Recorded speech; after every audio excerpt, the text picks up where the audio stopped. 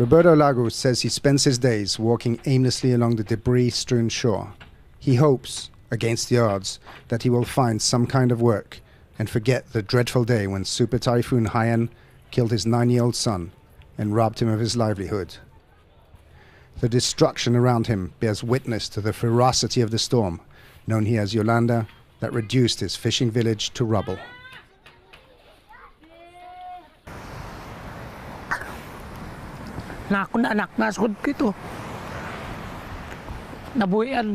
My son was in my arms when Typhoon Yolanda hit our home. He was lost because of the big waves.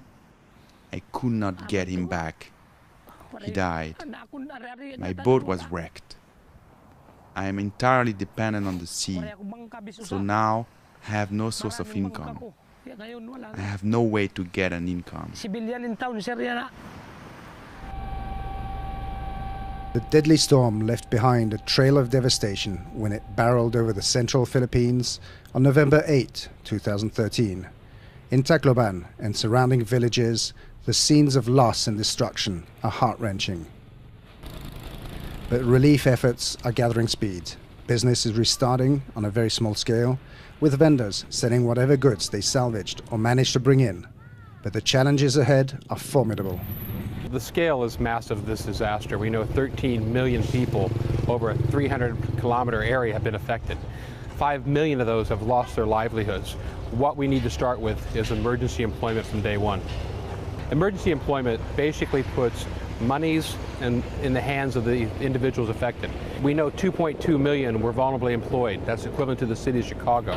So we put cash in their hands right away, but we also ensure they're not victims again by ensuring they have safe working conditions, gloves, protective materials, also good practices when they work. But they also get access to social protection, Social Security, health insurance, accident insurance while working. The ILO is providing support and expertise to the government of the Philippines, which has placed emergency employment and early rebuilding of livelihoods at the forefront of its national disaster response strategy. The nerve center of the emergency employment operations in Tacloban is the open-air parking lot of the Department of Labor and Employment, or DOLE, whose offices were battered by the typhoon. We're rolling out emergency employment immediately so that to give at least money for our jobless people at this point in time who need this money to procure their needs, at least for the time being.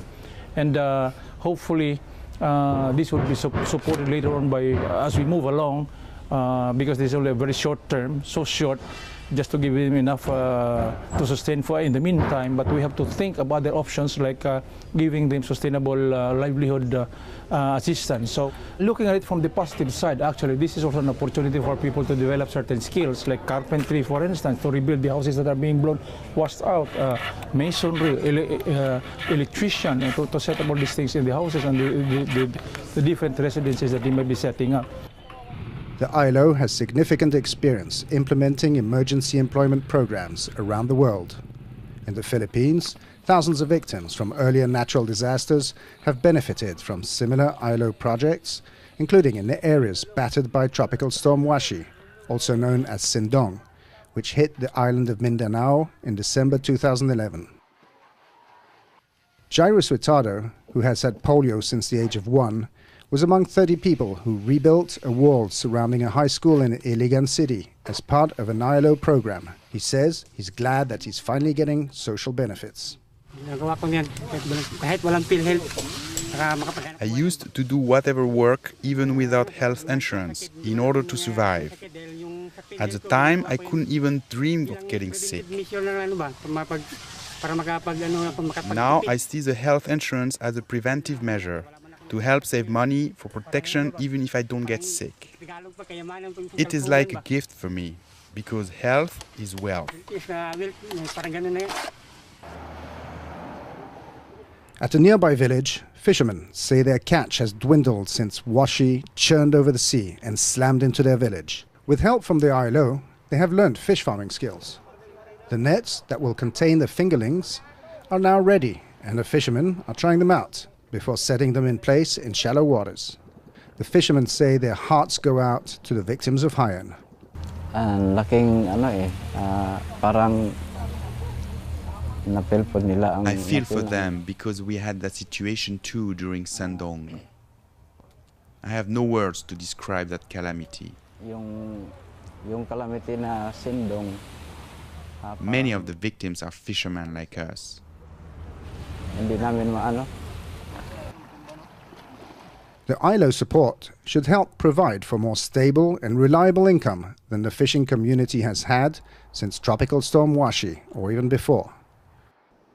And such projects could bring a sea change to the lives of Roberto, Lagu and other victims of Typhoon Haiyan.